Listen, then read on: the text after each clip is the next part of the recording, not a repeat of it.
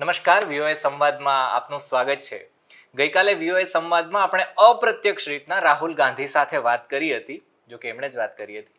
પણ આજનો વીઓએ સંવાદ ખાસ છે, કારણ કે આજના મહેમાન છે આપણે ચૈતરભાઈ વસાવા, આદિવાસી લીડર, ડેડિયાપાડાના ધારાસભ્ય અને અત્યારે આમ આદમી પાર્ટીમાં એક બહુ મોટું નામ. ચૈતરભાઈ, વાઇબ્સ ઓફ ઇન્ડિયામાં આપનું ખૂબ ખૂબ સ્વાગત છે. જી ધન્યવાદ. આજ સવારથી જ જે રીતના આમ આદમી પાર્ટીની આપણે વાત કરીએ, પ્રદેશ આમ આદમી પાર્ટીની જે કોઈ પણ રેલી વગેરે કરવામાં આવી હતી, પદયાત્રા કરવામાં આવી હતી, એનાથી જ આપણે શરૂઆત કરવી છે કે આ પદયાત્રા પાછળનો આપનો ઉદ્દેશ શું હતો, પ્રદેશ આપનો? જે ઈડી દ્વારા ફરિયાદ દાખલ કરવામાં આવી છે, કેસ દાખલ કરવામાં આવ્યો છે, એમાં લીકર પોલિસીને લઈને ગેરરીતિ થઈ છે. આના સંદર્ભે કેસ દાખલ થયો છે અને છેલ્લા 2 વર્ષમાં એમાં આપણે જોયું હશે, આજે દિલ્હીના મુખ્યમંત્રી અરવિંદ કેજરીવાલજી જેલમાં છે, નાયબ મુખ્યમંત્રી મનીષ સિસોદિયાજી જેલમાં છે, સત્યેન્દ્રજી આજે પેરોલ પર બહાર છે, સાથે સંજયસિંહ રાજ્યસભાના સાંસદ અને એવા ઘણા મહત્વના લોકો જેલમાં છે. ત્યાં દિલ્હી રાઉત એવન્યુ કોર્ટમાં થોડા દિવસો પહેલા ચુકાદો આવ્યો કે ભાઈ ઈડી પાસે પૂરતા પુરાવા નથી, પક્ષપાતની દેશભાવના રાખીને ઈડી કાર્યવાહી કરી રહી છે. એમણે જમાનત આપી દીધી, તો એમણે ઇમિડિયેટલી હાઈકોર્ટમાં ફટકારી, અપીલ કરી, બીજા જ દિવસે હાઈકોર્ટે એ સ્ટે આપી દીધો અને ફરી સુપ્રીમે સુનાવણી કરી અને સુપ્રીમે પણ એ જ કીધું કે આ કેસમાં ઈડી પાસે પૂરતા પુરાવાઓ નથી અને ઈડી દ્વેષભાવ સાથે આ કાર્યવાહી કરી રહી છે, એટલે કેજરીવાલજીને જામીન આપવામાં આવે છે. જામીન થઈ ગયા પછી પણ સીબીઆઈ દ્વારા એમના પર એ રોક લગાવીને આજે પણ જેલમાં એમને રાખવામાં આવ્યા છે. ત્યારે એક ઇતિહાસનો એવો કેસ કે જે કેસમાં મુખ્યમંત્રી સહિતના 5 લોકો જેલમાં હોય, મહત્વના લોકો, અને 2 વર્ષના તપાસ દરમિયાન આજે 1 પણ રૂપિયાની ગેરરીતિ કેસમાં પકડાઈ નથી. છતાંય વારે ઘડીએ સુનાવણી થઈ જાય, બંને પક્ષોને સારી રીતે એમની દલીલો સંભળાઈ જાય, છતાંય એનો ચુકાદો અનામત રાખીને સમય પસાર કરવામાં આવે છે. અને એ અનામત ચુકાદો જ્યારે આપવામાં આવે છે ત્યારે આમ આદમી પાર્ટીના મુખ્યમંત્રીના વિરોધમાં જ હોય છે. એટલે એની સામે અમારા મુખ્યમંત્રીને મનોબળ વધે, રક્ષણ મળે અને એમની તબિયત સુધરે. એમની નાંદુરસ્ત તબિયત છે આજે, ત્યારે એમાં સુધારો આવે એને લઈને આજે પ્રાર્થના સભા અને પદયાત્રા અમે રાખી હતી. એમાં ઇન્ડિયા ગઠબંધનના અમદાવાદ શહેરના પ્રમુખશ્રી પણ ઉપસ્થિત હતા કોંગ્રેસમાંથી, કોંગ્રેસના ધારાસભ્ય શ્રી ઇમરાન ખેલાવાળા પણ અમારી સાથે હતા. અને એક અમે લોકો અમારા થકી એક સંદેશ આપવા માંગતા હતા કે ગમે એટલી પરેશાની થશે, સત્ય પરેશાન થઈ શકે છે પણ પરાજિત નથી થતો. આવનાર દિવસોમાં સત્યનો વિજય થશે, એ સંદેશ આજે અમારો આપવાનો હતો, તે અમે એના માટે આ કાર્યક્રમ કર્યો છે. આવનારા દિવસની તમે વાત કરી છે, તો આવનારા દિવસનું જ મારે પૂછવું છે કે આવનારા દિવસોમાં જ પંચાયતની ચૂંટણી આવે છે. ચૈતરભાઈ, કેવી તૈયારી છે આદિવાસી વિસ્તારમાં, ડેડિયાપાડામાં, ભરૂચમાં, નર્મદામાં? સ્થાનિક સ્વરાજની ચૂંટણી આવવાની છે. એમાં હાલના તબક્કે અમારો મિશન વિસ્તાર કાર્યક્રમ ચાલે છે. પ્રદેશના પ્રમુખશ્રી અને ગોપાલ ઇટાલિયાજી સાથે મનોજભાઈ બધા અમે દરેક તાલુકા દીઠ હમણાં મિટિંગો કરી અને જિલ્લાનું સંગઠન બાબતે પણ ચર્ચાઓ કરી છે, નિર્માણ કરી છે. એટલે આવનારા દિવસોમાં ઇન્ડિયા ગઠબંધન થશે કે કેમ એ આવનારો સમય બતાવશે. પણ ગઠબંધન થશે તો ગઠબંધનમાં રહીને, અને ગઠબંધન નહીં થશે તો પણ અમે સ્વતંત્ર લડીશું. એ રીતની આખી તૈયારીઓ અમારી ચાલુ છે. ઓકે, હમણાં આપણે જોઈએ છીએ તમે આદિવાસી ભાઈઓના પ્રશ્નોને લઈ અને લડી રહ્યા છે, પણ ગુજરાતના મોટા ભાગના વિસ્તારમાં જો વાત કરીએ એ આદિવાસી પ્રદેશ નથી. એટલે આદિવાસી પ્રદેશના પ્રશ્નો શું હોય છે, આદિવાસી ભાઈઓની સમસ્યા શું હોય છે, એ તમારી પાસે સમસ્યા લઈને આવે છે, એટલે કેવી કેવી સમસ્યા લઈને આવે છે, એ આખા ગુજરાતની જનતાને જાણવું છે. આજે આદિવાસી વિસ્તારોમાં કન્યા કેળવણી, શાળા પ્રવેશોના ઉત્સવો થાય છે. આજે આઝાદીના 77 વર્ષમાં આપણે અમૃતકાળમાં હોઈએ અને અમારા વિસ્તારોમાં અમારે શિક્ષકો ન હોય એના માટે સરકાર સામે આંદોલનો કરવાના, શાળાઓ માટે આંદોલન કરવાના, બસની સુવિધાઓ માટે આંદોલન કરવાના, અમારે પીવાના પાણી માટે આંદોલન કરવાના, સિંચાઈના પાણી માટે આંદોલન કરવાના, રોજગારી માટે, અમારા વિસ્તારોમાં દવાખાનાઓમાં ડૉક્ટરો ના હોય, એના સાધનો પૂરતા ન હોય એના માટે આંદોલન કરવાના. તો અમે અમારી પેઢીઓ જતી રહી, લડેંગે જીતેંગે મુર્દાબાદ મુર્દાબાદ, તો કેટલું મુર્દાબાદ મુર્દાબાદ કરવાનું. એટલે એના માટે જ અનેક પ્રશ્નો અમારી સમક્ષ આદિવાસી સમાજના આવ્યા છે. ડબલ એની જમીનો છીનવાય છે, અનેક પ્રોજેક્ટો આવે છે એમાં પણ અતિક્રમણ થઈ રહ્યા છે. એટલે એવી ગંભીર સમસ્યાઓ અમારી સમક્ષ છે. જાતિના પ્રમાણપત્ર અમે જ્યારે લેવા જઈએ ત્યારે અમારી પાસે 14 જાતના પુરાવો માંગવામાં આવે, અને એક બાજુ સરકાર બિન આદિવાસી લોકોને મેળાવડા કરીને એસટીના પ્રમાણપત્ર આપે છે. એટલે એવી બહુ જ ગંભીર સમસ્યાઓ સામે આજે અમે લડી રહ્યા છીએ. આવનાર દિવસોમાં હવે સમાજ ધીરે ધીરે જાગૃતતા તરફ વધી રહ્યો છે. અમારી લડત સાચી છે. આવનાર દિવસોમાં અમને પૂરો વિશ્વાસ છે કે બધા સાથે મળીશું અને ચોક્કસ એક દિવસે પરિણામ અમને મળશે. વિધાનસભાની આપણે વાત કરીએ ને તો મહેશભાઈ છે અને એ બધા ભારતીય જનતા પાર્ટીમાં જોડાયા હતા, તો આના કારણે ચૈતરભાઈ વસાવાને અને આમ આદમી પાર્ટીને કેટલું નુકસાન થયું હતું વિધાનસભા વિસ્તારમાં? વિધાનસભા પહેલા આમ આદમી પાર્ટી અને ભારતીય ટ્રાઇબલ પાર્ટી જે બીટીપી, છોટુભાઈ વસાવા અને મહેશભાઈ વસાવાની પાર્ટી હતી, એમનું ગઠબંધન હતું. પણ પછી ગઠબંધન સીટ શેરિંગના દરમિયાન તૂટી ગયું. તો એ તૂટી ગયા બાદમાં બીટીપી સ્વતંત્ર લડી, આમ આદમી પાર્ટી સ્વતંત્ર લડી. અમે પોતે આમ આદમી પાર્ટીના ડેડિયાપાડાના ઉમેદવાર હતા. તમે જોયું હશે ટ્રાઇબલ વિસ્તારમાં 25% એવરેજ મતો અમને મળ્યા છે. હું ત્યાંથી ધારાસભ્ય ચૂંટાયો છું. મારી સાથેના ઘણા મિત્રો ન જેવી સરસાઈથી હારેલા છે. ત્યારે બીટીપી આ વિધાનસભાની ચૂંટણી બાદ જ્યારે હું લોકસભાની ચૂંટણી લડતો હતો એટલે આખી બીટીપી ભાજપમાં વિલીનીકરણ થઈ ગઈ, અને છોટુભાઈ વસાવાએ ભારત આદિવાસી પાર્ટી એટલે બાપ પાર્ટી પરથી એમના પુત્રને દિલીપભાઈ જે બીજા પુત્ર છે, એક બાજુ મહેશભાઈ એમના મોટા પુત્ર ભાજપમાં વિલીનીકરણ થઈ ગયા, નાના પુત્ર બાપ પાર્ટીમાંથી અમારી સામે ઉભા હતા. તો એનાથી ઝાઝું નુકસાન નથી થયું, પણ જે એક મેન્ટાલિટી આદિવાસી સમાજમાં હતી કે બધા સાથે રહીને લડીએ, છતાં એમણે મારી સમક્ષ ઉમેદવારો રાખ્યા હતા, અને તે લોકસભામાં આપણે પરિણામોમાં કદાચ બધા સાથે રહેતે તો આજે હું સાંસદ હોતે, પણ એ નથી સાથે, એને નુકસાન થયું ને હું લોકસભા બેઠક ભરૂચ હું હારી ગયો. એટલે એમાં આગળ પણ અમે કીધું હતું કે ચૂંટણી લડીએ છીએ, ક્યાંક તો જીતીશું, ક્યાંક તો હારીશું, તો ઘણું શીખીશું. એટલે ઉંમર હજુ નાની છે, ઘણું શીખવાનું મળ્યું આ ચૂંટણી દરમિયાન. આવનાર દિવસોમાં આવો અવસર ફરી મળશે તો ફરી લડીશું. બિલકુલ, તમે એકદમ સહજ રીતના કીધું કે હારી ગયો તો હારી ગયો, પણ હારવા પાછળના કંઈક કારણો પણ રહ્યા હોય. ચૈતરભાઈની હાર પાછળના કારણો શું છે? કારણ કે જો આપણે જોઈએ તો મોટાભાગના વિસ્તારને એવું લાગતું હતું, પત્રકારો પણ કહેતા હતા, ટીવીમાં સમાચારોમાં પણ બધે એવી રીતના વાત, સોશિયલ મીડિયામાં પણ એવી રીતના વાત આવતી હતી કે ચૈતરભાઈ છે એ તો ભરૂચ જીતી જ જવાના છે, એટલે ઇન્ડિયા ગઠબંધનની એક બેઠક તો ભરૂચથી ફાઇનલ જ છે. પણ એવું તો શું થઈ ગયું કે જેના કારણે છે ચૈતરભાઈની હાર થઈ ગઈ? તમે જોયું હશે કે અરવિંદ કેજરીવાલજી અને ભગવત માનજી નેત્રંગમાં આવ્યા અને મારું નામ જાહેર કર્યું. જાહેર કર્યા બાદ તે જ સમયે મારા પર ખોટો એક કેસ થયો. જેલમાં મારા પરિવાર સમેત અમે 9 લોકો જેલમાં હતા. અને ફેબ્રુઆરી માસમાં જ્યારે અમારા જામીન થયા તો જામીનમાં પણ આ તંત્રના ખોટા એફિડેવિટના કારણે એવી શરતો મૂકી આપવામાં આવી કે ચૈતરભાઈ વસાવાએ નર્મદા જિલ્લામાં પ્રવેશ નહીં કરવાનો, પ્રવેશબંધી. જ્યાંથી હું એમએલએ છું, જ્યાં મારો પોતાનો વિસ્તાર છે, ત્યાં મને પ્રવેશબંધી હતી, અને ભરૂચ જિલ્લામાં હું રહી નહીં શકું. એટલે ભરૂચ જિલ્લામાં હું આવી શકું, ફરી શકું, પણ સાંજે મારે ભરૂચ જિલ્લો છોડી દેવો પડે. તો આવી બી શરતો હતી. એ શરતોને આધીન હું ત્યાં પૂરું વિસ્તાર ફરી નથી શક્યો. છતાં અમે ખૂબ સારી મહેનત કરી. ઇન્ડિયા ગઠબંધનના સાથીઓએ પણ ખૂબ સારી મહેનત કરી. અમારા રાષ્ટ્રીય નેતા અરવિંદ કેજરીવાલજી જેલમાં હતા, એ પણ એક કારણ છે. એક કારણ આ શરતો હતી મારી. બીજું આ કેજરીવાલજી જેલમાં હતા એટલે પૂરી રાષ્ટ્રીય નેતાઓ જે આવવાના હતા તે પણ આવી નથી શક્યા. સાથે છેલ્લી ઘડીએ એમને ખબર પડી કે ચૈતરભાઈ જીતી જાય એવી પોઝિશનમાં છે, એટલે અમિત શાહ પોતે ત્યાં આવ્યા. ઝઘડિયામાં એમણે જનસભા કરી છેલ્લા દિવસોમાં. એટલે એમણે મને અમિત શાહે નક્સલી શબ્દો ત્યાં 5 વાર વાપર્યો કે ચૈતર વસાવા નક્સલવાદ ફેલાવે છે, નક્સલી છે, એવા ભ્રમ ફેલાવવામાં આવ્યા. જો જેના કારણે જે અધર કાસ્ટના લોકો હતા જે ત્યાં સિટી એરિયામાં, એમને માનસિકતા એવી થઈ કે વ્યક્તિ સારો છે પણ આ લોકો આવી રીતના કહે છે, તો એમાં લોકો થોડા કન્ફ્યુઝ થઈ ગયા અફવાઓમાં. એમાં થોડું અમને નુકસાન થયું. તમે જોયું હશે અમારી પાસે સોર્સિસ નહોતા, નાણાં નહોતા, અને અમારી પાસે એક પણ બાટલી દારૂ નહોતો, કે એક પણ બૂથ પર અમે પૈસા નથી આપ્યા, કે કોઈને મત માટે પૈસા નથી આપ્યા. છતાંય જે 5 લાખની લીડની વાત કરતા હતા એ લોકો માત્ર 85,000થી જીત્યા છે. ને એમના તો ટ્રકો ને ટ્રકો પકડાયેલા. ચૂંટણીના એક દિવસ પહેલા મનસુખભાઈના દારૂના ટ્રકો પકડાયેલા.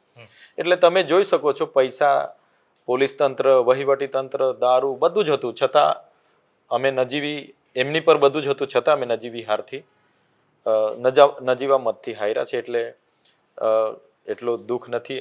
શીખીશું આવનાર દિવસોમાં, હજુ સારી રીતે લડીશું અમે. બિલકુલ. ને એક કારણ છોટુભાઈ બાપ પાર્ટીમાં એલાયન્સમાં બાપ પાર્ટી હતી, એમને રાજસ્થાનમાં બાપ પાર્ટીને ટિકિટ આપી જ હતી, છતાં એલાયન્સમાં ઇન્ડિયા એલાયન્સનો જે નિયમો હતા એને નેવે મૂકીને બાપ પાર્ટીએ મારી સામે આખા ગુજરાતમાં કોઈ જગ્યા ઉમેદવાર નથી રાખ્યા, પણ મારી સામે જ ઉમેદવાર રાખ્યો હતો. એમાં મને ખૂબ નુકસાન થયું હતું. એક વાત તો એવી પણ આવી હતી કે ગાંધીનગરના ભરૂચ આ બે વિસ્તાર એવી છે જેમાં વધારે પડતા મુસ્લિમ ઉમેદવારો છે ઉમેરવામાં આવે. ખેર એ જે કંઈ પણ હોય, પણ અત્યારે ભારતીય જનતા પાર્ટીની મારે વાત કરવી છે. કારણ કે હમણાં રિસેન્ટલી આપણે જોઈએ ને તો છાપાની અંદર આવ્યું હતું કે ભગવો રંગ છે ને એના બધા ફાયદા ઉઠાવી રહ્યા છે. 8 દિવસમાં 8 ઇન્સિડન્ટ થયા. કોઈ દારૂના, કોઈ ડ્રગ્સના, કોઈ ચોરીના, કોઈ ગાડીઓ ચોરી જવાના, કોઈ બળાત્કારના. રાજકોટના આટકોટની જ વાત કરીએ, 2 ભારતીય જનતા પાર્ટીના લોકો એક નાની એવી કોલેજમાં ભણતી દીકરી સાથે બળાત્કાર કરતા હતા અને એને કહેતા હતા કે જો તું બોલીશ ને તારા પપ્પાને કહીશ કે કોને કહીશ તો તને જોઈ લઈશું. આ બધા જે બનાવો સામે આવી રહ્યા છે, ડ્રગ્સના, દારૂના, દબાવવાના, બળાત્કારના, એ બધા ઉપર તમારું શું કહેવું છે? તમે જોયું હશે આગળ મેં દારૂના પણ વિડીયો ફૂટેજ સાથેની માહિતી એસપી આઈજીને રેન્જ આઈજીને આપી હતી. શું કાર્યવાહી થઈ? કંઈ નથી થઈ, કેમ કે બધા લોકો ભાજપના હતા.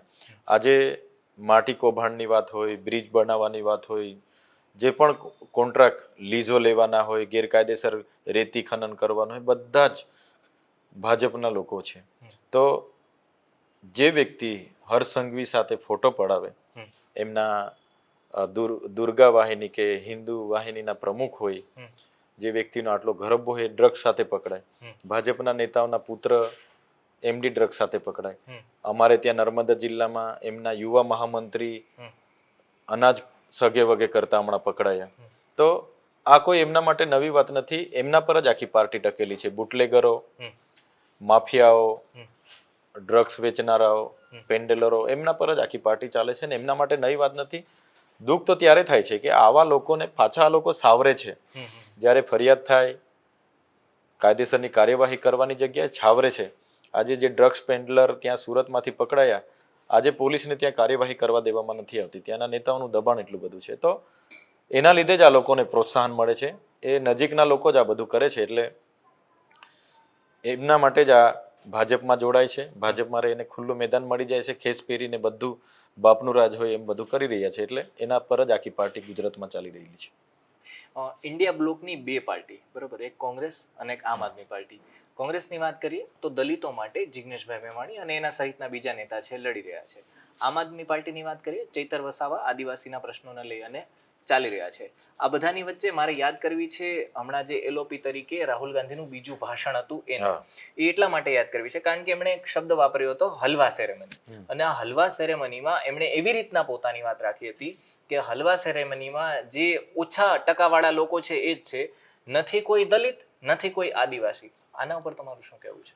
દેશમાં જે રાહુલ ગાંધીજીએ વાત કરી કે ભાઈ આપણે જાતિ જનગણના થવી જોઈએ, બિલકુલ સાચી વાત છે. તો જ બધાને ખબર પડશે કે કોની કેટલી એ ભાગીદારી, કેટલી કોની આબાદી છે ને એમને કેટલી ભાગીદારી મળે છે. આખા દેશ પર આજે 2%, 3% લોકોનું પ્રભુત્વ છે. આદિવાસી દલિતોમાંથી કેટલા લોકો ન્યાય પ્રણાલિકામાં છે, કેટલા લોકો બ્યુરોક્રેટ્સમાં છે. તો એ જોઈશું આપણે તો આપણને ખબર પડશે. એટલે જે બજેટ આજે બનાવવામાં આવ્યું છે, રાહુલ ગાંધીજીએ કીધું આખું ચક્રવ્યૂહ, જે રીતના અભિમન્યુને ચક્રવ્યૂહમાં ફસાવ્યા હતા, એ જ રીતના આખા દેશ પર 2 થી 3% લોકોનું શાસન ચાલે છે. બધા પર એમનો કંટ્રોલ છે. અને એક પણ દલિત, એક પણ આદિવાસી કે એક પણ પીછડા કે એક પણ વંચિત લોકોને આ બજેટ તૈયાર કરવામાં નથી. એમને 2% લોકોએ આખું બજેટ દેશમાં કઈ રીતના રાજ કરવું છે, જે રીતના ઈસ્ટ ઇન્ડિયા કંપનીએ મજબૂર કરીને રાજ કર્યું, માત્ર 200 જણ આવીને 2000 લોકો થયા અને પછી આખા દેશ પર 200 વર્ષ રાજ કરીને ગયા. એવી જ રીતના 2% લોકો આખો દેશ પર એમનું કંટ્રોલ છે. આવનાર દિવસોમાં દેશની લોકશાહી માટે બહુ ખતરનાક છે. એટલે જે રાહુલ ગાંધીની જે સ્પીચ હતી એ ભાજપના લોકોને ખરેખર એમને તો ઘણું જલન થતી હશે. ખુદ પ્રધાનમંત્રી ત્યાં જવાબ આપવા માટે નથી રહ્યા, નીકળી ગયેલા. તો જે સાચી વાત છે, આજે તમામ જગ્યાએ, આજે કોઈ પણ જગ્યાએ જશું તો દલિત આદિવાસી પીછડા વ્યક્તિ તમને ક્યાંય ના મળશે. બધા 2% લોકોનો આજે દેશ પર રાજ છે. જે તમારી સામેના વ્યક્તિ હતા હિતેશભાઈ દેવજી, એમની સાથે મુલાકાત થાય છે તમારી? હા, Hi, થાય. hello વગેરે? હા, થાય છે ને. ઓકે, એટલે વૈચારિક મતભેદ હોય રાજનીતિમાં ને એવું બધું? હા, એ અમારી સામે વિધાનસભામાં ઉમેદવાર હતા અને અમારી ફાઇટ સીધી હતી અને લગભગ 43,500 જેટલી લીડ મને વિધાનસભામાં પણ મળી હતી. અને જે મનસુખ દાદા છેલ્લા 30 વર્ષમાં હાલના તબક્કે પણ સાંસદ તરીકે ચૂંટાયા છે, એમને અભિનંદન આપું છું. પણ જે અમારો વિસ્તાર હતો, ડેડિયાપાડા હોય, ઝઘડિયા હોય, જ્યાં મનસુખ દાદા જે મોટી નેતાગીરી એ કરતા હોય છે, મારા ડેડિયાપાડા વિધાનસભામાં મનસુખભાઈની જેટલા મત મળ્યા હતા એનાથી વધુ મારી લીડ હતી. ઝઘડિયામાં પણ 36,000 અમારી લીડ હતી. એટલે મનસુખભાઈ કોઈ પોતાની લોકપ્રિયતાથી નથી ચૂંટાતા, એ તો પાર્ટીના સિમ્બોલના લીધે ચૂંટાય છે, અને એ બી વહીવટી તંત્રનો ઉપયોગ કરીને ચૂંટાય છે. એમની કોઈ લોકપ્રિયતા ત્યાં છે નથી. એટલે છતાંય હિતેશ વસાવા હોય કે મનસુખભાઈ વસાવા હોય, ત્યાં હોય છે. એટલે અવારનવાર મિટિંગોમાં અમે મળીએ છીએ, હાય હેલો તો કરીએ છીએ. બધી વૈચારિક પાર્ટીઓના માં છે અમે તો, વૈચારિક અમારી મતભેદ હોય છે પણ મનભેદ નથી હોતા. ઓકે, વાઇબ્સ ઓફ ઇન્ડિયામાં જેટલા પણ નેતા આવે છે કે લોકો આવે છે, એને એક પ્રશ્ન તો હું પૂછું જ છું, એ છે શિક્ષણનો પ્રશ્ન. આપણા આદિવાસી ભાઈઓ જે છે એ આગળ આવે અને શિક્ષણ મેળવે, એના માટે એક નેતા તરીકે, રાજનેતા તરીકે, પક્ષ તરીકે બધાથી પરે રહી અને આદિવાસી ભાઈઓ આગળ વધે એના માટે તમે શું કરી રહ્યા છો? હું આપના માધ્યમથી કહેવા માંગુ છું કે આદિવાસી એરિયામાં બાળકોમાં એટલી બધી સ્કિલ છે ને કે એમને જો સારો શિક્ષક, સારી શાળા મળી જાય ને તો એ આઈએસ પણ બનશે ને આઈપીએસ પણ બનશે. પણ અમારી વ્યવસ્થાઓ જ નથી કરવામાં આવી. સિટીમાં બધી વ્યવસ્થાઓ છે, બાળકો બધા ભણે છે, ડોક્ટર બને, એન્જિનિયર બને, બધું જ બને છે. પણ અમારે ત્યાં તો બાળક ભણવા માંગે છે પણ ભયના ઓથારે ભણવું પડે છે. જર્જરિત શાળાઓ છે. એક શિક્ષક 5 ધોરણને ભણાવે છે, ઝાડ નીચે બેસીને ભણવું પડે છે. એટલે આ બધી વ્યવસ્થાઓ છે. હમણાં જે ગુજરાતમાં એકલવ્ય રેસિડેન્શિયલ શાળાઓ છે, પછી મોડેલ શાળાઓ છે, બધામાં ગુજરાત બહારના શિક્ષકો મૂકવામાં આવ્યા છે. 15 યુનિટ બનાવીને મૂકવામાં આવ્યા છે. એમને ત્યાં ગુજરાતી ભણતા, વાંચતા, લખતા, બોલતા કે સમજતા નથી, તો એ અમારા બાળકોને કઈ રીતના ભણાવશે? એટલે સરકાર જાણી જોઈને અભણ રાખવાનો કારસ્તો કરે છે એવું અમને લાગે છે. નહીં તો બાળકો તો અમારા એકદમ ટેલેન્ટેડ છે, પણ એમને યોગ્ય વ્યવસ્થા મળે તો એ ભણી શકશે. જેમની પાસે વ્યવસ્થા હોય એ બહાર ભણાવે, પણ આદિવાસી વિસ્તારમાં તો બીજી કોઈ વ્યવસ્થા નથી. સરકારી શાળાઓ જ અમારી પાસે છે. તો શિક્ષણમાં હું માનું છું સારી વ્યવસ્થા હશે તો સમાનતા થશે, નહીં તો આદિવાસી પાછળ જ રહેશે, મજૂરી જ કરશે. બિલકુલ. ચેતરભાઈ, આપ એક માગને લઈ અને લડી રહ્યા છો, જેનું નામ છે ભીલ પ્રદેશ. આ કોન્સેપ્ટ શું છે? ગુજરાતના એટલે આદિવાસી ભાઈઓને તો બધાને ખબર જ છે, આપણે બધા તો બધા જાણતા જ હોઈએ છીએ, પણ ગુજરાતના લોકોને પણ ખબર પડે કે આ ભીલ પ્રદેશ કોન્સેપ્ટ શું છે, એ થોડું જણાવો તો. આઝાદી પહેલા ભીલ એટલે આઝાદી પહેલા આપણે ભીલ પ્રદેશનું જો જાણવું હોય તો થોડા આગળ જઈએ. જી. તો આપ સૌ જાણો છો કે રામાયણમાં પણ વાલ્મીકી, સબરી, હનુમાન, નિષાર્ધ, મહાભારતમાં એકલવ્ય, મહારાણા પ્રતાપ સાથે પૂંજા ભીલ, દુધા ભીલ, શિવાજી સાથે બાવેલ ભીલ. અમારો ઇતિહાસ ઘણો પુરાનો છે. અને એ બાદ આઝાદી પહેલાની લડતોમાં પણ બિરસા મુંડા, તાત્યા મામા બધાએ ખૂબ સરસ લડત આપી. 1913માં પણ ગુરુ ગોવિંદસિંહ ગીરી જે ખરા, માનગઢ ધામમાં એમની આગેવાનીમાં આદિવાસી આગેવાનો બધા ભેગા થયા ગુજરાત, રાજસ્થાનમાંથી, અને બ્રિટિશોએ હત્યાકાંડ કર્યું. એમાં 1500 થી વધારે લોકો મરી ગયા. આજે ઇતિહાસમાં એમને જોઈએ એટલું જગ્યા નથી મળી, છતાં 1500 લોકો માનગઢમાં મરી ગયા. તો આઝાદી પહેલા પણ ને આઝાદી બાદ પણ નર્મદા ડેમ હોય, એ વિસ્તારમાં ખાણો, લિગ્નાઇટ પ્રોજેક્ટ હોય, યુરેનિયમ પ્રોજેક્ટ હોય, દરેક એમાં આદિવાસી વિસ્તારોને વિસ્થાપિત કર્યા. દેશના વિકાસમાં પણ આદિવાસી સમાજને ખૂબ મોટું યોગદાન છે. પણ આઝાદીના અમૃત મહોત્સવમાં આજે 77 વર્ષ આઝાદીને થઈને થયા, અમારે ત્યાં શિક્ષકો ના હોય, અમારે ત્યાં શાળા ના હોય, બસની સુવિધાઓ ના હોય, પીવા પાણીની સુવિધા ના હોય, અમારે ત્યાં દવાખાનામાં ડોક્ટરો ના હોય, સાધનો ના હોય, અમારે જ્યારે બી જરૂરત હોય અમારે રોડ પર ઉતરવું પડે. લડેંગે જીતેંગે, સરકાર મુર્દાબાદ મુર્દાબાદ એવું કરી કરીને અમને કદાચ 2-5 કામ કરી આપે, નહીં તો ના કરી આપે, તો કેટલી વાર સુધી અમારે મુર્દાબાદ મુર્દાબાદ કરવાનું. એટલા માટે અમે કહીએ છીએ કે જે આઝાદી પહેલા અમારો ભીલ પ્રદેશ હતો, એમાં ભીલ પ્રદેશમાં મધ્યપ્રદેશના 13 જિલ્લાઓ હતા, રાજસ્થાનના આજના 12 જિલ્લાઓ છે, ગુજરાતમાં આજે 14 જિલ્લાઓ છે, અને મહારાષ્ટ્રના 10 જિલ્લા, આમ 49 જિલ્લાનો અમારો ભીલ પ્રદેશ હતો. આઝાદી બાદ રાજ્ય છૂટા પડ્યા, એમાં ડિવાઈડ થઈ ગયો. આજે પણ બધા અમે સાથે જ છે. અમારી સંસ્કૃતિ, અમારી બોલી, અમારી રહેણી કહેણી, અમારી પહેરવાસા, પરંપરા, રૂઢિઓ, બધું રોટી બેટીનો વ્યવહાર પણ આજે સાથે જ છે અમારો, એમપી, રાજસ્થાન ને મહારાષ્ટ્ર સાથે. તો જે રીતના દેશમાં 28 રાજ્ય છે, 8 કેન્દ્ર શાસિત પ્રદેશ છે, એવી જ રીતના અમને ભીલોને અમારી જાતિ કે બોલી આધારિત અલગ ભીલ પ્રદેશ આપે તો શું છે, અમને બધાને આદિવાસી ભીલોને બધા સમજી શકે. ને અમારા મુખ્યમંત્રી હોય, અમારામાંથી મંત્રી તંત્રી હોય, અધિકારીઓ હોય, તો બધું ડેવલપિંગ સારું થઈ શકે એ અમારો હેતુ છે. આજે અમેરિકામાં એટલી વસ્તી નથી, છતાંય 50 રાજ્ય છે. તો આપણી 28 રાજ્યમાં 29મું રાજ્ય અસ્તિત્વમાં આવે તો કોઈને કોઈ વાંધો નથી, અને સંવિધાનિક અધિકાર છે. બંધારણમાં આર્ટિકલ 3 એ અલગ રાજ્યનો દરજ્જો આપી શકે છે. માન્ય રાષ્ટ્રપતિ એનો પ્રસ્તાવ મૂકે, એ પ્રસ્તાવ તમામ 4 રાજ્યોના વિધાનસભામાં આવે. અમે રિઝર્વ 27 ધારાસભ્ય ગુજરાતમાંથી છે, 25 ધારાસભ્ય રાજસ્થાનમાંથી છે, 28 ધારાસભ્ય એમપીમાંથી છે, અને ઘણા ધારાસભ્ય મહારાષ્ટ્રમાંથી છે. અમે રિઝર્વ બેઠકો પરથી ચૂંટાય તો અમે એ દરખાસ્ત પર ચર્ચા કરીશું, અને એ જાય પછી રાષ્ટ્રપતિ ગૃહમાં ચર્ચા થાય, બંને ગૃહોમાં, અને અલગ દરજ્જો અમને મળી શકે છે. એમાં કોઈ મોટી બીજી કોઈ વાત નથી. નાનું રાજ્ય હશે તો સારું ડેવલપિંગ થશે. હમણાં નવા નવા જિલ્લાઓ અસ્તિત્વમાં આવે છે. જે રીતે બોલીના આધારે તેલુગુ ભાષાના આધારે તેલંગાણા અસ્તિત્વમાં આવ્યું, તમિલના આધારે તમિલનાડુ અસ્તિત્વમાં આવ્યું, પંજાબીઓને પંજાબ આપવામાં આવ્યું, ગુજરાતીઓને ગુજરાત, મરાઠીઓને મહારાષ્ટ્ર, નાગા લોકોને નાગાલેન્ડ આપવામાં આવ્યું. એ રીતના જ અમે ભીલોનું ભીલ પ્રદેશ માંગીએ છીએ, અને બધા અમે જોડાયેલા છે. 4 રાજ્યોમાં જેમને ડિવાઈડ કર્યા છે એમને જ જોડીને અમને અલગ ભીલ પ્રદેશ આપવામાં આવે તો અમે સારો વિકાસ કરી શકીએ છીએ. એ જ અમારો હેતુ છે. પણ ચેતરભાઈ, એ કઈ રીતના થશે? કારણ કે બીજેપી વાળા અલગ દિશામાં ભાગે છે, કોંગ્રેસ વાળા અલગ દિશામાં ભાગે છે.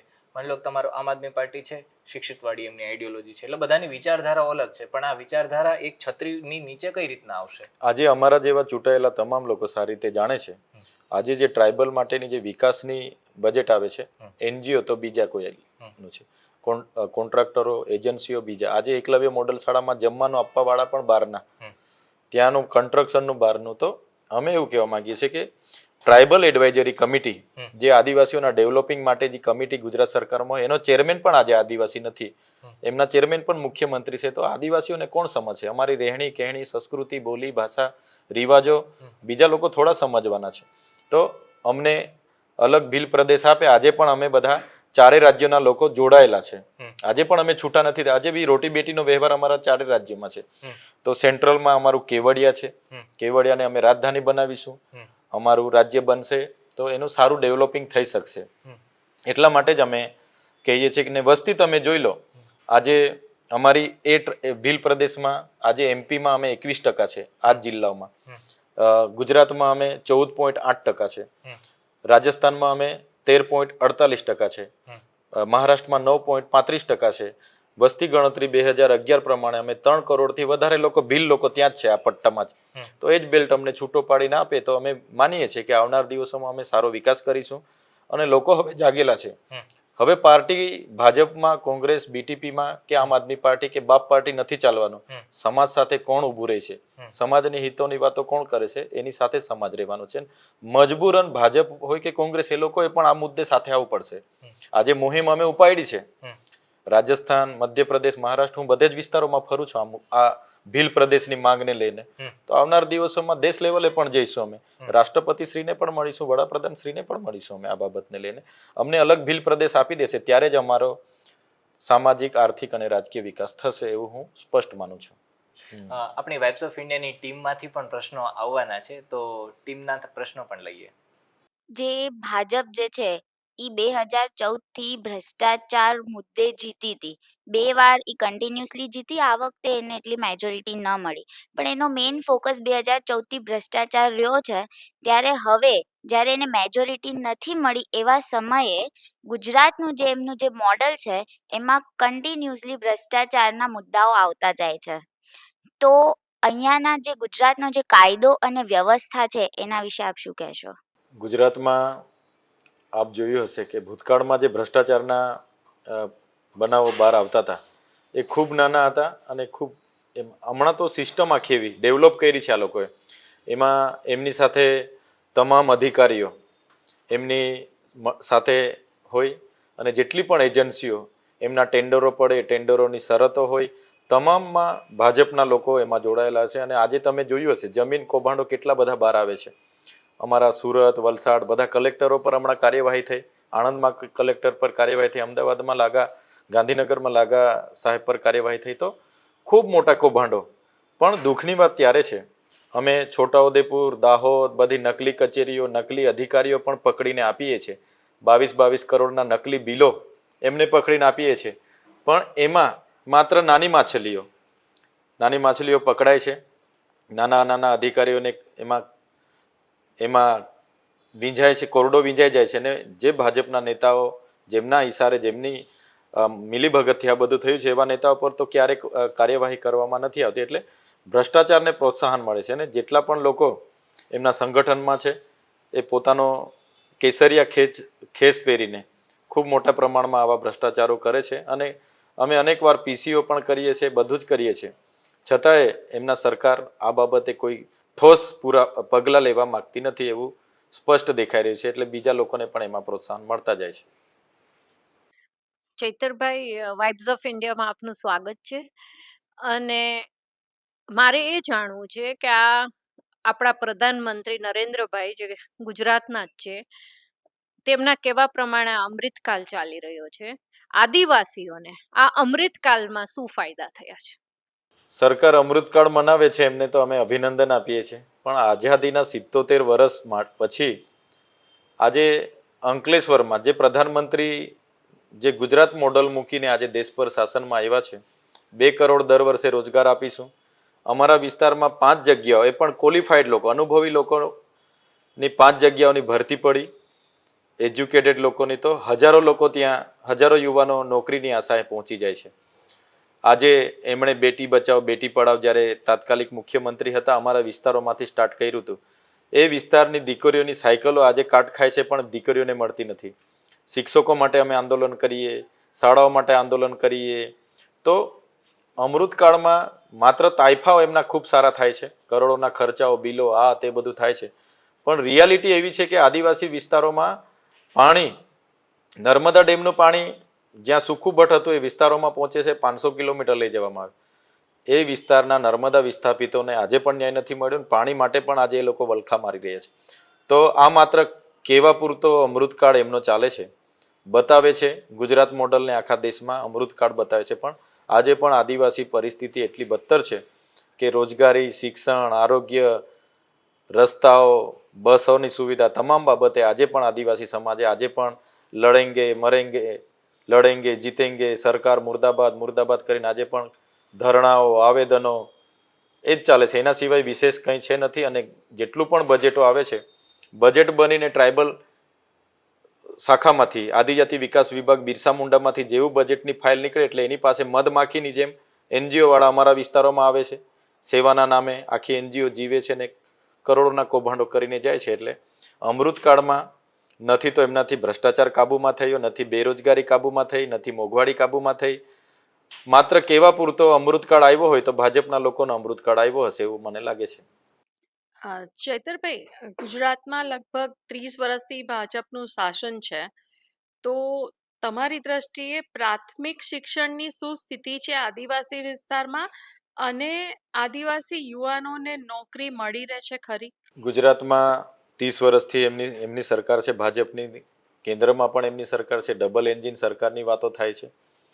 આજે આદિવાસી વિસ્તારોની પરિસ્થિતિ ખૂબ સારી રીતે સરકાર જાણે છે. એમના સંધિ અધિકારીઓ, આઈએસ અધિકારીઓ અમારા વિસ્તારમાં શાળા પ્રવેશવામાં આવે છે એટલે એ લોકો રિપોર્ટ કરે છે. ગઈ વખતે પણ ધવલ પટેલ નામના ભૂસ્તર સચિવે એમણે રિપોર્ટ કર્યો કે છોટાઉદેપુરમાં મારા શાળા પ્રવેશોના કાર્યક્રમો દરમિયાન આવી બાબતો મારે ધ્યાનમાં આવી છે, પણ સરકાર શિક્ષણમાં જરાય એમને રસ નથી અમારા વિસ્તારોમાં, એવું અમને લાગે છે. ત્યાં જેટલી પણ જીએમડીસી આવે, જીઆઈડીસી આવે, જેટલા પણ પ્રોજેક્ટો આવે, બહારના લોકોને લાવીને મૂકી દેવામાં આવે છે. આદિવાસી વિસ્તારોમાં ત્યાં શરતને આધીન 85% લોકોને, સ્થાનિક લોકોને રોજગારી આપવાના શરતને આધીન અમારી જમીનો લેવામાં આવે છે, પણ સ્થાનિક યુવાનોને રોજગાર નથી. આજે તમે જોયું હશે અંકલેશ્વરમાં 5 જગ્યાની કંપનીએ ભરતી પડી, થર્મેક્સ નામની કંપનીએ, એમાં પણ અનુભવી લોકોને, ક્વોલિફાઈડ લોકોને ઓપન ઇન્ટરવ્યૂ રાખવામાં આવ્યું, છતાં હજારો યુવાનો 5 જગ્યા માટે મને મળશે એમ કરીને પહોંચી ગયા.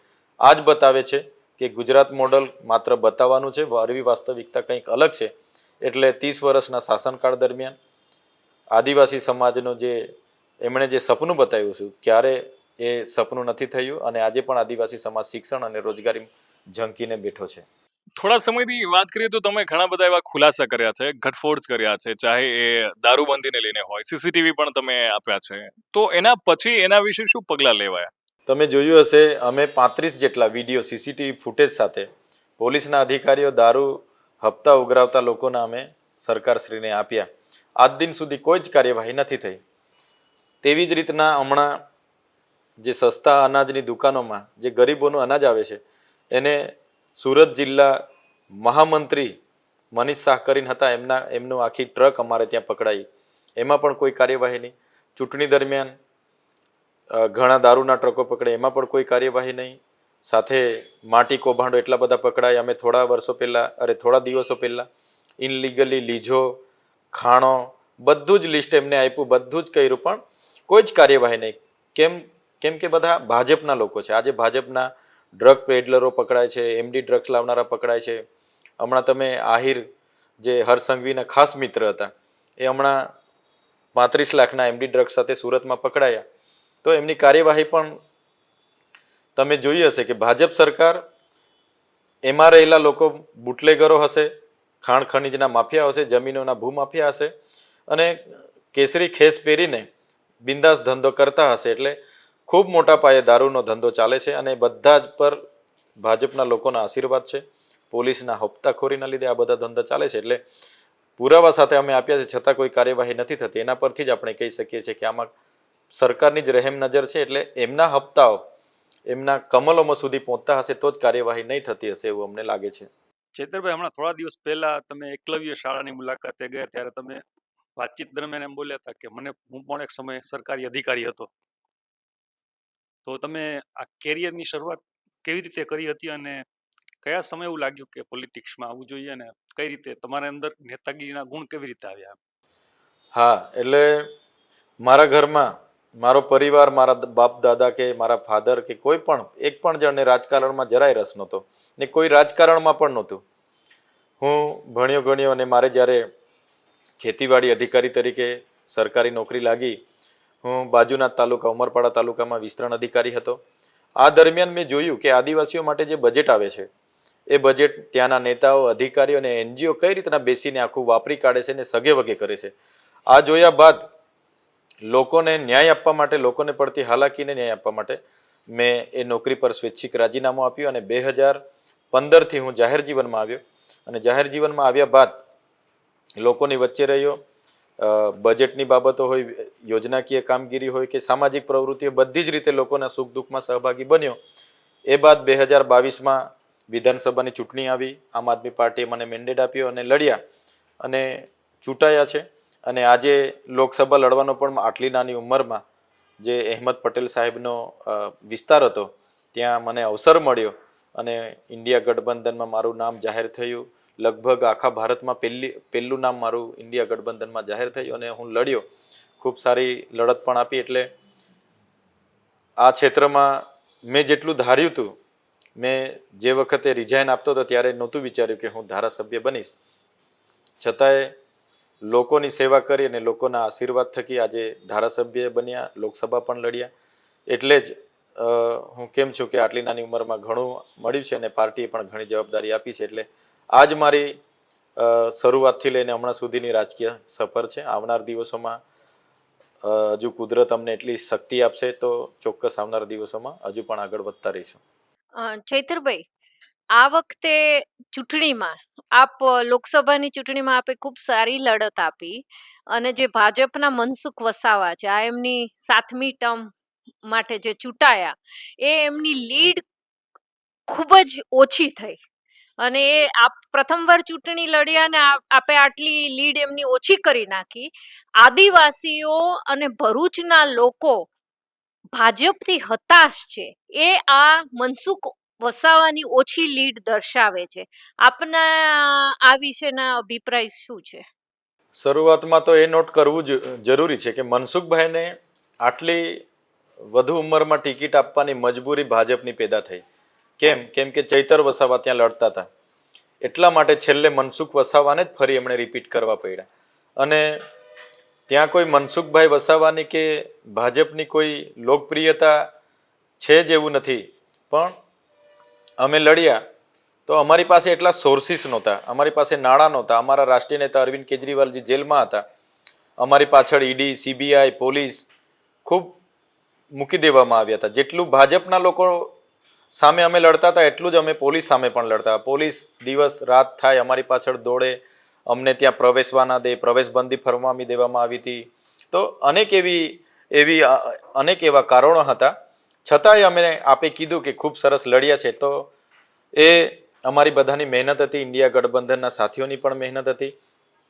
અમે તો જીતવાના જ હતા, પણ છેલ્લી ઘડીએ મનસુખ વસાવા અને ભાજપના લોકોએ ત્યાં ઘણી અફવાઓ ફેલાવી દીધી, ઘણું દારૂ વેચ્યું, ઘણા પૈસા ઉતાર્યા અને ઘણા લોકોને સામ દામ દંડ ભેદ નીતિથી એ લોકોએ સાથે લઈ લીધા. ખુદ છોટુભાઈ વસાવા જે આખી જિંદગી ભાજપને ગાળો ભાંડતા હતા, એ છોટુભાઈની જે બીટીપી પાર્ટી હતી, મહેશભાઈ વસાવા, એ આખી ભાજપમાં વિલીનીકરણ થઈ ગઈ. તો આવી અનેક કારણો એવા હતા કે જેને કારણે અમે જીતી નથી શક્યા. પણ મનસુખભાઈ ખુદ 5 લાખ લીડની વાત કરતા હતા. એમના અમિત શાહ પોતે ત્યાં આવેલા, એમના CR પાટીલ હોય, મુખ્યમંત્રી શ્રી હોય, બધાએ 5 લાખ લીડની ત્યાં ફોજદારી કરી હતી. એ લોકોને માત્ર ને માત્ર 85,000 લીડથી જીતવા દીધી. એ બી અમારી 2-3 ખામીઓના લીધે, 2-3 તૂટીઓના લીધે એ લોકો જીતેલા છે. પણ મને જે અવસર મળ્યો એમાં ખૂબ સારું લડ્યા. આવનારા સમયમાં ફરી અવસર મળશે તો આનાથી પણ સારું લડીશું. પણ ચોક્કસ અમે કહીએ છીએ કે ભાજપને હરાવવું મુશ્કેલ નથી, આસાન છે. પણ સોર્સિસના અભાવે અમે ત્યાં હારી ગયા અને મનસુખભાઈ ચૂંટાયા છે. તો આપે જોયું હશે, હમણાં લોકસભામાં જઈને બપોરનું ભાણું ખાઈને મનસુખભાઈ નીંદર લેતા હતા, એટલે આખા ગુજરાતમાં એ વિડીયો પણ ફરે છે. એટલે આવી જ રીતના 30 વર્ષ દરમિયાન કંઈ જ કર્યું નથી. પોતાની સરકાર હતી, એ ધારતા તો યુવાનોને રોજગાર આપી શકતા, શાળાઓ સારી બનાવી શકતા, શિક્ષકો મૂકી શકતા, નર્મદાનું પાણી બધાને મળી શકતું, જાતિના દાખલાઓમાં બોલી શકતા. પણ કશું જ નથી થયું. ડોક્ટરો નથી મૂકી શક્યા, નથી સાધનો. માત્ર ને માત્ર પાર્ટીની કૃપાથી જીતીને જવાનું અને પાર્ટી કે એટલું બોલવાનું અને પાર્ટી જ એમની માય બાપ હોય એવું એ લોકો વર્તી રહ્યા છે. પણ આવનાર સમયમાં હવે નથી ચાલવાનું, લોકો જાગેલા છે. એટલે આનાથી પણ સારા પરિણામો અમે આવનારી સ્થાનિક સ્વરાજની ચૂંટણીમાં લઈને મૂકીશું. ચૈતરભાઈ, ભરૂચમાંથી આપણે ચલો અમૃતકાળ છે તો મનસુખભાઈ નિંદર માણી શકે છે એવું માનીને આપણે જો એ પણ એમને માફ કરી દઈએ, તો પણ મારે જાણવું છે કે છેલ્લા 30 વર્ષથી મનસુખભાઈ MP છે. ભરૂચ જિલ્લામાંથી કેટલા IAS, IPS, કેટલા આપણા આદિવાસીઓ પાયલટ બન્યા, કેટલા આપણા આદિવાસીઓ આર્મીમાં ઓફિસરો બન્યા, તેની કઈ વિગતો આપ અમારી સાથે શેર કરી શકો? વિસ્તારના બાળકોમાં ખૂબ સારી સ્કિલ છે. એ લોકોને જો સારી શાળા મળી જાય, સારા ટીચર મળી જાય તો એ સારા ડોક્ટરો, એન્જિનિયરો, પાયલટ, IAS, IPS, IFS બધું જ બની શકે છે. પણ વ્યવસ્થાઓ જ નથી કરાવી શક્યા મનસુખભાઈ ત્યાં. એશિયાની સૌથી મોટી GIDC અંકલેશ્વર, પાનોલી, દહેજ, ઝઘડિયા તમામ ભરૂચ જિલ્લામાં હોવા છતાં 30 વર્ષનું પ્રતિનિધિત્વ કરનાર મનસુખભાઈ પોતાની સરકારમાંથી એવી રોજગારી નથી ઊભી કરી શક્યા કે જ્યાંથી યુવાનોને રોજગારી મળે. એટલે માત્ર ને માત્ર મનસુખભાઈ પાર્ટીની કૃપાથી ચૂંટાઈને પાર્ટીના નામે લોકસભામાં જાય છે અને લોકસભામાં જઈને માત્ર ને માત્ર ત્યાંનું ટિફિન ખાઈને ટાઈમ પાસ કરવા માટે જ જતા હોય એવું અમને લાગે છે. નહીં તો એ ધારતા તો આદિવાસીનો આજે ચિત્ર કંઈક અલગ રીતે. છતાંય ત્યાં પરિસ્થિતિ ખૂબ જ ગંભીર છે. આજે ત્યાં રસ્તાઓ પર આપણે જઈએ તો ટ્રાફિક હોય, એટલી બધી હાલાકીનો સામનો કરી રહ્યા છે ત્યાંની જનતા. તો મનસુખભાઈ કે એમની પાર્ટીને જરાય પડી નથી. ભરૂચમાં ગટરો ઉભરાય છે, પાણી જરા પહેલો વરસાદ થયો આખું ભરૂચ જળબંબાકાર થઈ ગયું. તો 30 વર્ષથી તો ભરૂચમાં પણ એમનું શાસન છે. મનસુખભાઈ જે રોડોના ઉદ્ઘાટન કર્યા, 7 કરોડના રોડોનું ઉદ્ઘાટન કર્યું, માત્ર 2 મહિનામાં રોડ હતો કે નહીં કોઈને ખબર નથી. તો ભ્રષ્ટાચાર એટલો બધો ખદબદે છે. ત્યાંના એમના ભૂમાફિયાઓ, રેતી માફિયાઓ, ત્યાં બુટલેગરો, બધાને ભાજપ છારવીને બેઠી છે. એટલા માટે જ આજે ભરૂચની જનતા ત્રાહિમામ પોકારે છે. મનસુખભાઈનો આજે ગરબો, આ વખતે ગરબો ઘરે જ જવાનો હતો, પણ છેલ્લી ઘડીએ પૈસા, દારૂ, ધાક, ધમકી, સામ દામ દંડ ભેદ નીતિ, પોલીસનો ઉપયોગ કરીને જીતેલા છે. પણ એવું દર વખતે હવે નથી થવાનું. આમાંથી અમે ઘણું શીખ્યા છે. એનો ઉપયોગ આવનાર સમયમાં અમે એમની સામે કરીશું. ચૈતરભાઈ, ગુજરાતને ગાંધીનું ગુજરાત કહેવાય છે અને દારૂબંધી છે, છતાંય ભાજપના નેતાના પુત્રો દારૂની હેરાફેરી કરતા જોવા મળે છે. તેના વિશે આપનું મંતવ્ય શું? ચોક્કસ તમે જોયું કે હર્ષ સંઘવી જે ગૃહમંત્રી છે આપણા ગુજરાતના, જ્યારે પણ કોઈ દારૂમાં કોઈ પકડાય, ડ્રગ્સમાં પકડાય કે કોઈ કાંડ થાય, તો પહેલા હર્ષ સંઘવી ગૃહમંત્રીનું નિવેદન આવશે કે કોઈ પણ ચમરબંધીને છોડવામાં આવશે નહીં. એક પણ ચમરબંધી આજે હર્ષ સંઘવીના પ્રશાસને જેલમાં મૂક્યા નથી. બધા જ એ બુટલેગરો હશે, ડ્રગ માફિયા હશે, અનાજના સગે વગે કરવાના હશે, ભૂમાફિયા હશે, બધા જ ભાજપના લોકો હોય છે. અને પડદા પાછળ એમને બચાવવાનું કામ પણ એમની સરકાર જ કરતી હોય છે. એટલા માટે જ આ લોકોને પ્રોત્સાહન મળે છે. આજે જદસણમાં, રાજકોટની બાજુમાં દુષ્કર્મ થયું, ભાજપના લોકો. આજે અમારે ત્યાં અનાજ કૌભાંડ પકડાય, ભાજપના મહામંત્રી. આજે આહિર જે સુરતમાં એમડી ડ્રગ્સ સાથે પકડાયા, આખા લોકો એમના. એટલે આ જ લોકો એમને પ્રોત્સાહન આપતા હશે એવું હું માનું છું. એટલે દુઃખ સાથે કહેવું પડે છે કે ગુજરાતના ગાંધીના ગુજરાતમાં જેટલો દારૂ વેચાતો હોય એની 2 નંબરની જેટલી કમાણી કરતા હોય, તો સૌથી વધારે કમાણી ભાજપના લોકો, એમના પોલીસ અને કમલોમાં સુધી એમના 2 નંબરના પૈસા જતા હશે. એટલા માટે જ આજે દારૂ પર કંટ્રોલ નથી અને દારૂબંધીના નામે કરોડોનું બજેટ દર વર્ષે ખર્ચો કરવામાં આવે છે.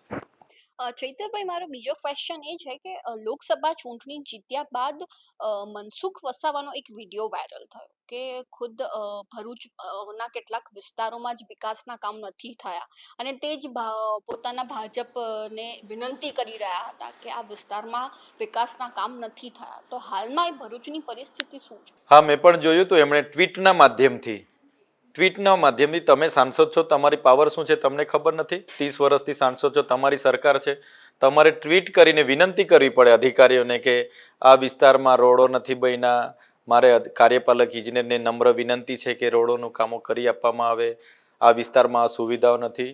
તો મનસુખભાઈને કહેવા માંગીએ છીએ કે તમારા પર પાવર છે, ગુજરાત કેન્દ્રમાં તમારી સરકાર છે, નગરપાલિકાઓ, જિલ્લા પંચાયતો, તાલુકા પંચાયતો તમારી છે, તો તમારે શું કામ વિનંતી કરવાની? તમારે તો આદેશ કરવાના હોય.